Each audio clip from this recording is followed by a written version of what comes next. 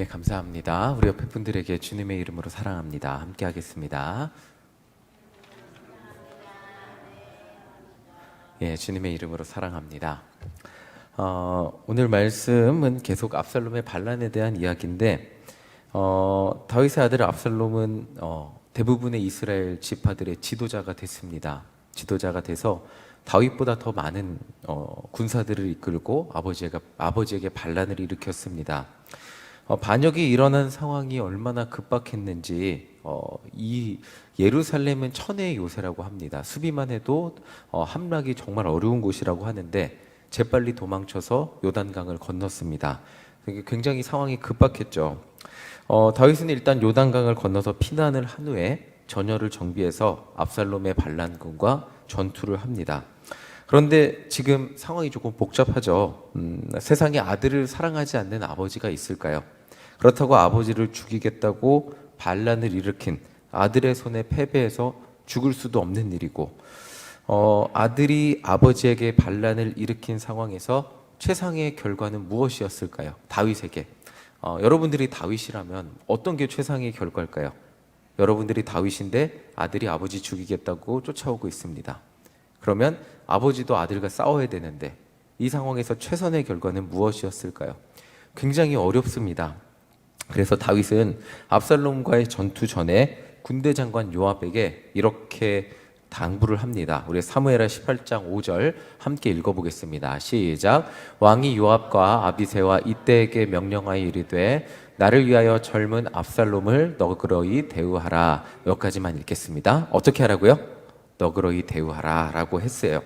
그러니까 최상의 결과는 아버지가 이기고 아들은 생포해서 타일르는 게, 너 다시는 그러지 마라 라고 하는 게 최상의 결과겠죠. 그래서 이겨도 죽이지 말라고 그렇게 부탁을 했습니다. 생포해달라고 말하는 거겠죠. 그리고 전투의 베테랑이었던 다윗의 군사들은 압살롬의 반란군과의 싸움에서 대승을 거둡니다. 수적으로는 압살롬 쪽이 많았겠지만 그래도 다윗의 군사들이 이깁니다. 그리고 전투에 패배하고 압살롬이 머리가 길었다고 해요. 그 머리가 이제 나무에 걸려서 대롱대롱 매달려 있는데 그 장면을 보면서 요압이 이렇게 행동을 합니다. 우리 14절 함께 읽겠습니다. 함께 읽겠습니다. 시작. 요압이 이르되 나는 너와 같이 지체할 수 없다 하고 손에 작은 창 셋을 가지고 가서 상수리 나무 가운데서 아직 살아있는 압살롬의 심장을 찌르니, 요압이 어떻게 했어요? 찔러 죽였어요. 다윗이 분명히 어떻게 당부했어요? 죽이지 말아달라고 붕탁을 했는데 요압은 심장을 찔러 죽였습니다. 냉정하고 무서운 처사죠. 왕의 아들을 죽일 수 있다는 게 참 요압이 대단한 사람 같습니다. 그런데 요압은 굉장히 냉정하고 냉철하고 판단력이 굉장히 어떻게 보면 차가웠지만 현실적이었던 사람인 것 같습니다. 반란군의 수장을 죽여버리면 반란군을 따르는 군대의 힘을 무력화시키는 가장 좋은 방법이었을 겁니다. 반란군의 수장이 살아있으면 그 사람을 중심으로 계속해서 모여서 내전이 일어나는 거잖아요. 내전이 일어나면 동족끼리 싸워야 되게 되는데 지금 압살롬을 죽일 수 있을 때 빨리 죽이면 그를 따르는 모든 군사들은 와해될 것이기 때문에 굉장히 냉철하게 어떻게 보면 판단을 잘한 거죠. 그렇게 반란군은 다 와해가 돼버렸습니다. 그런데 이제 이 요압의 판단은 이스라엘 민족들에겐 좋을 수 있었어도 다윗에게는 좋지 않았죠. 압살롬의 아버지잖아요.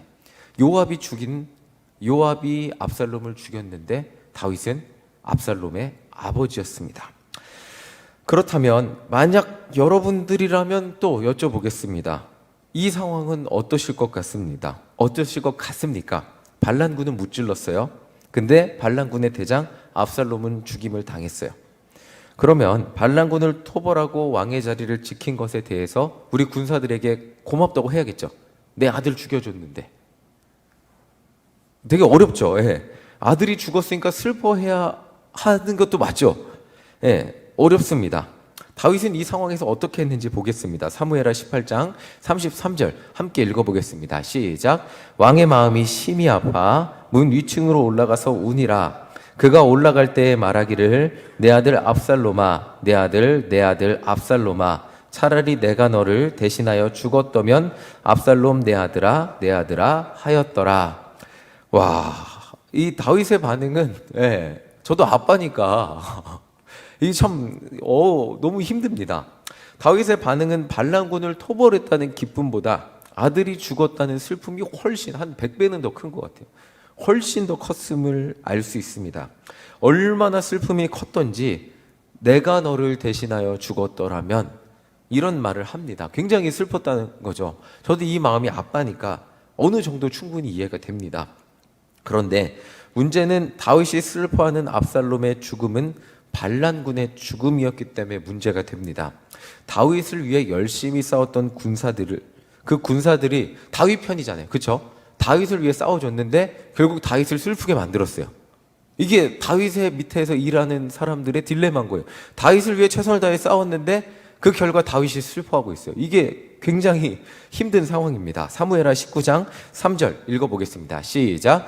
그날의 백성들이 싸움에 쫓겨 부끄러워 도망한 같이 가만히 성읍으로 이기고 왔는데 목숨 걸고 싸웠잖아요. 그럼 이기고 왔으면 우와 대단하다 이래야 되는데 이기고 와서도 어깨가 주눅 들어갔고 조용히 들어갑니다.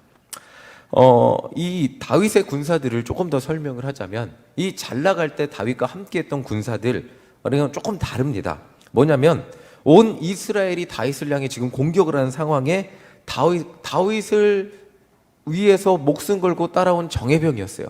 그러니까 다윗이 잘 나갈 때 모였던 군사들 중에서도 다윗을 위해 목숨 걸고 압살롬의 군대들, 온 이스라엘 군대들이 자신들을 죽이려고 한다 할지라도 우리는 다윗을 위해 목숨을 바칠 각오가 돼 있는 사람들, 이 사람들이 지금 다윗과 함께한, 지금 압살롬의 군대들과 싸운 그 다윗의 편이었다는 거예요. 자, 압살롬의 군사들이 수적으로 우세해도 다윗을 위해서 목숨 걸고 싸웠어요.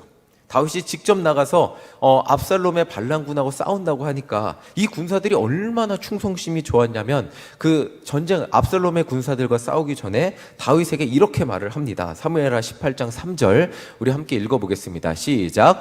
백성들이 이르되 왕은 나가지 마소서. 우리가 도망할지라도 그들은 우리에게 마음을 쓰지 아니할 터이요 우리가 절반이나 죽을지라도 우리에게 마음을 쓰지 아니할 터이라. 왕은 우리 10,000명보다 중하시오니 왕은 성읍에 계시다가 우리를 도우심이 좋으니이다 하니라.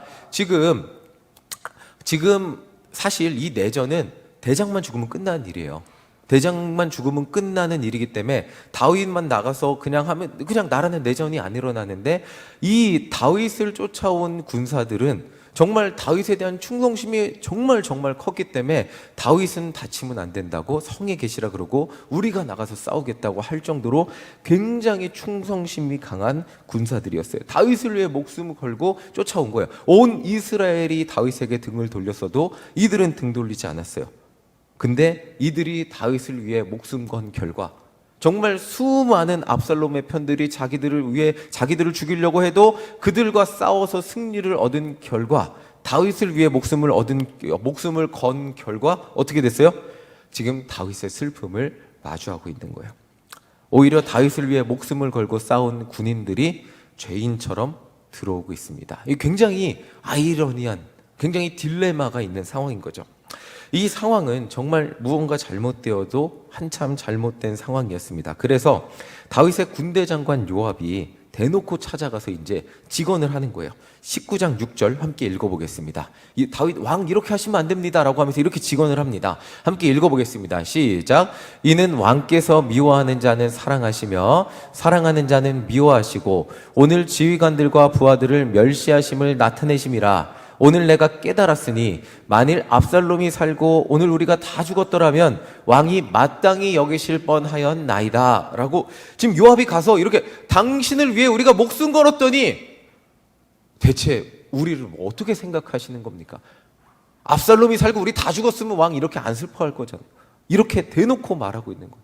우리는 당신을 위해 목숨 걸었는데 목숨 건 당신들의 부하들은 멸시하고 지금 당신의 아들, 당신의 목숨을 거두려고 그렇게 쫓아오던 당신의 아들 하나 죽은 걸로 그렇게 슬퍼하고 당신의 군사들을 쳐다보지도 않으십니까? 라고 대놓고 따지고 있는 겁니다. 자, 이게 참 요압이 대단한 사람입니다. 왕의 태도와 이 비난과 직언 사이거든요. 비난도 들어있어요. 그리고 직원도 들어있는데 굉장히 위험한데, 지금 다윗이 감정적으로 굉장히 올라와 있는 상황이고, 다윗이 지금 누구 때문에 힘들어요? 압살롬, 그쵸? 압살롬을 누가 죽였어요? 요압이 죽였잖아요. 근데 요압이 지금 왕한테 가서 이렇게 따지고 있는 거예요. 자기가 다윗을 슬프게 만들었으면서 지금 왜 슬퍼하냐고 따지고. 지금 제가 다윗이라면 요압 당장 가서 죽이라고 할 것 같은데, 지금 요압은 그렇게 직언을 하고 있는 거예요. 굉장히 두려워하지 않고 굉장히 다윗에게 가서 직언을 하면서 냉정하게 말을 하고, 굉장히 차가운 사람인 것 같아요. 지금 다윗의 부하들에게 다윗의 모습이 어떻게 비추어지는지 냉정하고 정확하게 말해주고 있습니다. 그리고 끝이 아니에요. 왕이라면, 정말 다윗이 부하들을 생각하는 왕이라면 어떻게 행동해야 합니다 라고까지 말을 해줘요. 7절 함께 읽어보겠습니다. 7절입니다. 시작. 이제 곧 일어나 나가 왕의 부하들의 마음을 위로하여 말씀하옵소서. 내가 여호와를 두고 맹세하옵나니 왕이 만일 나가지 아니하시면 오늘 밤에 한 사람도 왕과 함께 머물지 아니할지라. 그리하면 그 화가 왕이 젊었을 때부터 지금까지 당하신 모든 화보다 더욱 심하리이다 하니, 지금 나가서 당신 아들 죽은 거 슬퍼한 거 뒤로 하고, 지금 나가서 당신을 위해 싸운 군사들의 마음을 만져주고 위로하고 다독여주지 않으면 다 떠날 겁니다. 그리고 당신 편은 아무도 남아있지 않을 겁니다. 그래서 빨리 나가서 당신의 부하들을 위로하여 달라고 말하고 있어요. 굉장히 현실적이고 냉정하죠. 근데 꼭 필요한 말입니다. 사실 내 아들을 죽인 부하에게 이런 말을 듣는 거는 굉장히 괴로운 말이고, 저 같으면 안 들릴 것 같아요.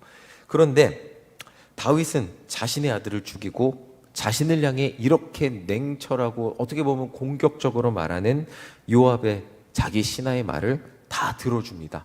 이게 저는 다윗에게 굉장히 이게 어떻게 가능하지 싶은 부분입니다.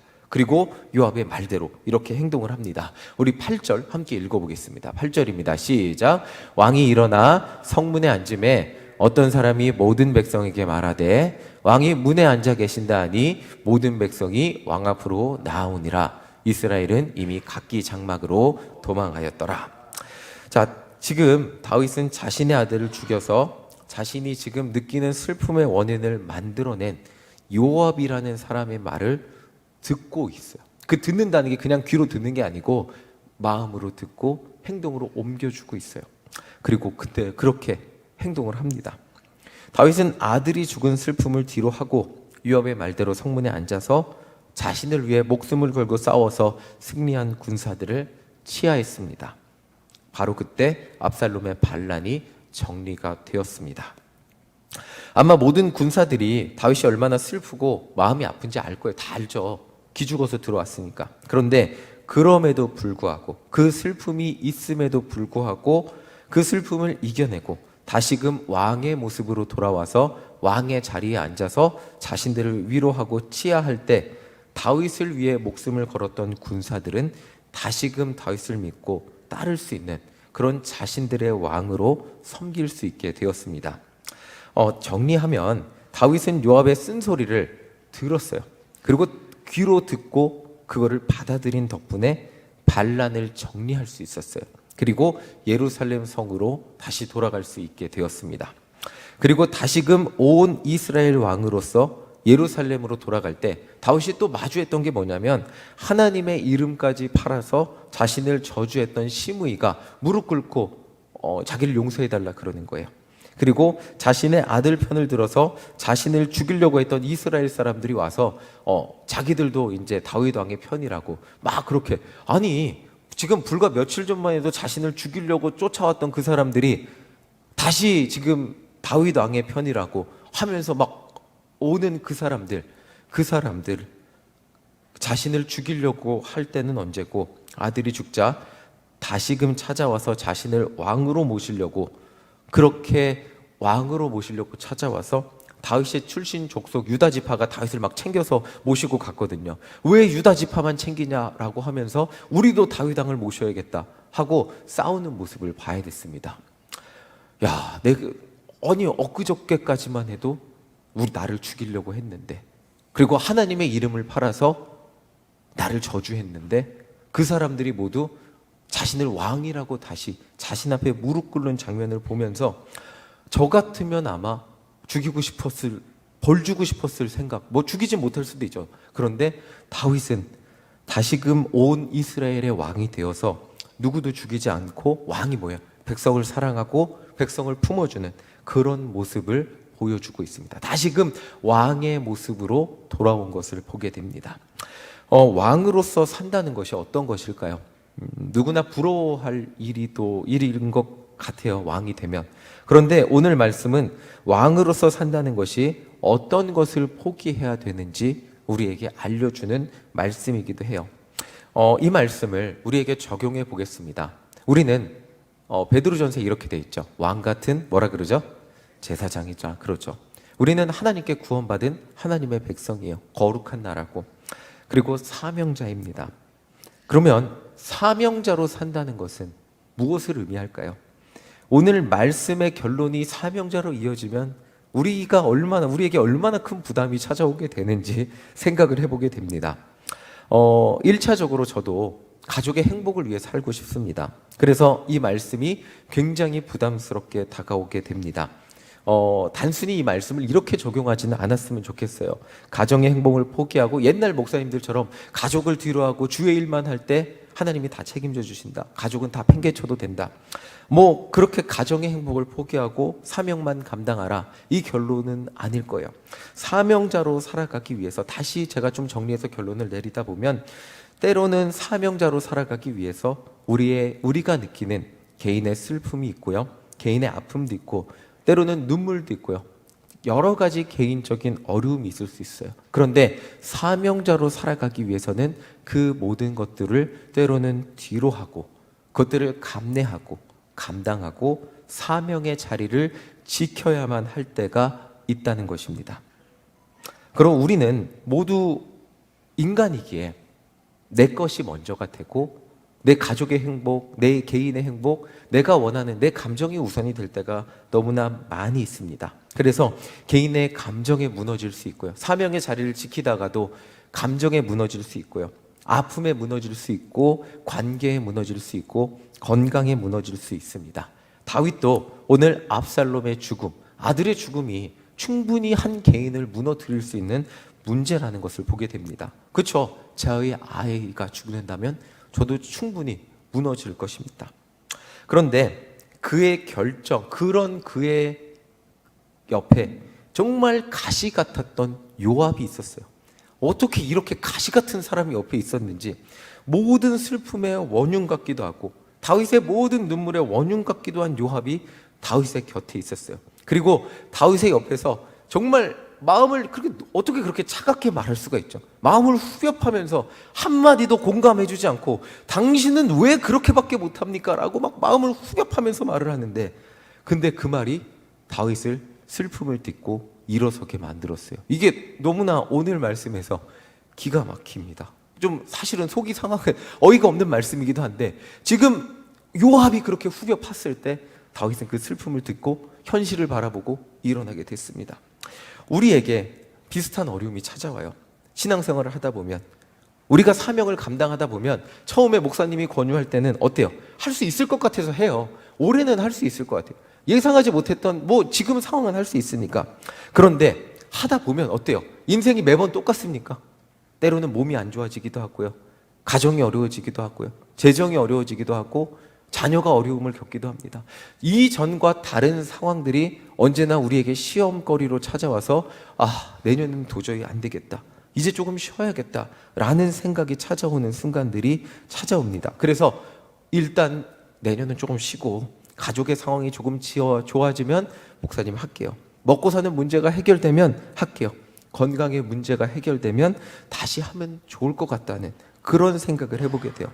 그런데 이렇게 우리가 무너질 때, 우리가 개인의 사정으로 사명의 자리에서 멀어지고 싶을 때, 지금까지 우리는 얼마나 힘들게 하나님의 일을 감당해 왔는지도 모르고 얼마나 참으면서 최선을 다해서 정말 하나님의 일을 감당했는지도 모르고 나에게 찾아와서 너무나 쉽게 나를 판단하고 정죄하는 것 같이 너 포기하면 안 돼. 너 멈추면 안 돼. 너 그 왜 멈추려고 막 너무나 쉽게 나를 정죄하는 듯이 말하는 그런 사람이 옆에 있을 수 있다는 거예요. 지금 내가 너무나 힘든데 너무 힘든 마음도 몰라주고 공감해 주지도 않아요. 멈추면 안 된다고 이론적인 말만 하는 그런 사람들이 충분히 있습니다. 그때 속으로 너는 안 힘드니까 그렇게 쉽게 말한다고 말할 수 있어요. 제가 유학 가기 전에 저는 유학 점수가 안 나왔어요. 그래서 토플이라는 시험을 5번을 봤는데 그때 아마 윤 목사님은 미국에 계실 때요. 그래서 환율이 그때 막 리먼 브라더스 사태 때 환율이 막 올랐어요. 그래서 막 엄청 비싸져 갖고 토플 값도 막 비싸져서 올랐을 때인데 저는 그때 사역을 내려놓고 싶었어요. 근데 저희 수련목 전도사님이 정훈아 사역을 내려놓으면 절대 안 된다. 저는 지금 유학 못 가게 생겼다니까요. 공부를 해야 된다니까요. 근데 막 수요 예배 나오라 그러고 차량 운행 하라고 시키고 새벽 예배 차량 운행 하라고 시키고 금요 예배 하라고 시키고 절대 멈추지 말라 그러는 거예요. 그래서 속으로는 야 당신이 내 입장이 아니니까 이렇게 붙잡지 하면서도 그냥 붙잡혀서 사역을 해. 그때 막 그만둔다 그러는데 그만두지 못하고 끝까지 사역을 했던 기억이 나요. 정말 그때 속으로 제가 그 마음이 똑같은 마음이었어요. 속으로 너는 안 힘드니까 너는 수련무가 목사 안수 받아야 되니까 나 이렇게 그리고 내가 없으면 당신이 다 해야 되니까 나 붙잡지 막 속으로 이렇게 생각을 했는데 지금 생각하면 그때 제가 봉사하고 사역했던 게 제 신앙의 어떤 그 균형을 멈추지 않고 계속해서 저를 붙들어 주었던 것 같아요. 근데 이 말이 정말 자기밖에 그 수련목 전도사님의 자기밖에 몰랐던 그 말, 제가 느낄 때는 자기밖에 몰랐던 그 말이 저를 신앙적으로 붙잡아 주는 말이 됐어요.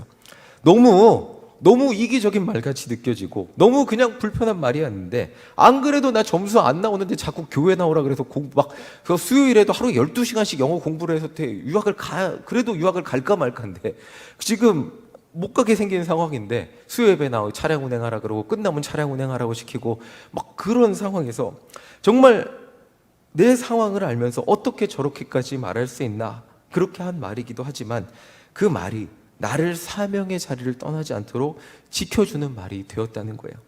자, 연말이에요.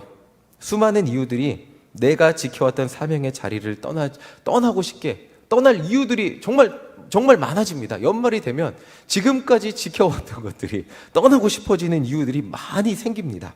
이제는 나이도 있고요, 건강도 있고요, 또 뭐 가정의 상황도 있고 여러 가지 재정 상황도 있고 이제는 그만해야 될 것 같다는 사인을 우리에게 계속해서 줍니다. 그런데 눈치 없는 요압 같은 사람이 찾아와 눈치 없는 요압 같은 목사님이 여러분들의 상황을 공감해 주지 못하고 이런 설교를 하고 있습니다. 이 설교가 이 방향으로 안 갔으면 좋았겠는데 이 요압 같은 목사가 되더라고요. 설교를 하면서. 여러분들 개인의 힘듦과 어려움에 멈춰 계시면 안 됩니다. 아멘이십니까? 개인의 힘듦과 어려움에 멈춰서 거기서 여러분들의 사명을 포기한다면 여러분들은 개인의 힘듦과 어려움에 내년에도 머물러 계실 수밖에 없습니다. 그런데 그 사명의 자리를 포기하지 않고 여러분들이 그 사명의 자리를 지킨다면 하나님은 여러분들이 개인의 삶의 어려움과 눈물까지도 극복할 수 있도록 능력을 주시고 사명을 감당할 수 있도록 능력을 허락하여 주실 것입니다. 아멘이시죠? 정말 나가서 여러분들이 지금까지 감당했던 사명을 계속해서 감당해야 합니다. 멈추지 말고 사명을 감당해야 됩니다. 왜 그런지 아세요? 지금까지 여러분들이 사명을 감당했던 이유는 여러분들이 건강했기 때문도 아니고요, 여러분들이 돈이 많아서도 그런 것도 아니고요, 여러분들이 능력이 출중해서도 아니에요. 사명을 감당했던 이유는 하나님의 은혜 때문이었어요. 맞죠? 하나님의 은혜 때문에 사명을 감당해 왔는데 이제 와서 사명을 포기할 이유는 인간적인 이유가 돼버려요. 하나님의 은혜를 더 이상 보지 못하고 인간적인 이유를 보면서 내려놓고 싶다고 말하게 돼요. 그런데 그럼에도 불구하고 요압 같은 목사가 앞에서 사명을 감당하셔야 됩니다 라고 말할 때 아멘하며 결단하며 감당하실 때 2024년도 하나님께서 여러분들에게 사명을 감당할 수 있는 건강을 허락하여 주실 줄 믿습니다. 재정도 허락하여 주실 거고요, 가정의 상황도 허락하여 주실 거고요, 인생의 모든 상황 또한 허락해 주실 것입니다. 개인적으로 찾아온 슬픔과 어려움, 그 개인의 상황에 멈춘다면 지금까지 여러분들의 삶과 그 사명을 감당하도록 인도해 주신 그 하나님의 은혜를 기억하지 못하는 것과 같이 될 뿐이에요. 포기하지 말고 계속해서 사명을 감당하십시오. 하나님을 의지하시고 인정하십시오. 바로 그때 여러분들이 가지고 있는 개인의 수많은 사정과 이유들은 하나님 안에서 선하게 정리될 것입니다. 압살롬이 살아오지는 않았어요. 그 아들의 죽음이 부모에게는 얼마나 아프겠어요. 그런데 다윗의 왕조는 정말 하나님이 솔로몬으로 이어가셨고요. 계속해서 하나님이 이어가셨어요. 다윗이 노력해서 된 거 아니에요. 하나님이 이어가셨고요. 그 다윗의 자손을 통해 누가 태어나셨죠? 우리 강림절에 기다리는 예수 그리스도가 나게 하셨어요. 하나님이 이어가게 하실 거예요. 그리고 결국 여러분들, 다윗도 하나님의 종으로 승리했고요. 여러분들도 그 하나님 앞에 가는 그날까지 사명자로 승리하게 될 줄 믿습니다. 어떤 어려움 가운데도 사명을 감당하기로 결단하고 나아가는 여러분들 되시기를 간절히 소망합니다. 수많은 이유가 있지만 하나님의 은혜로 우리는 승리할 수 있습니다.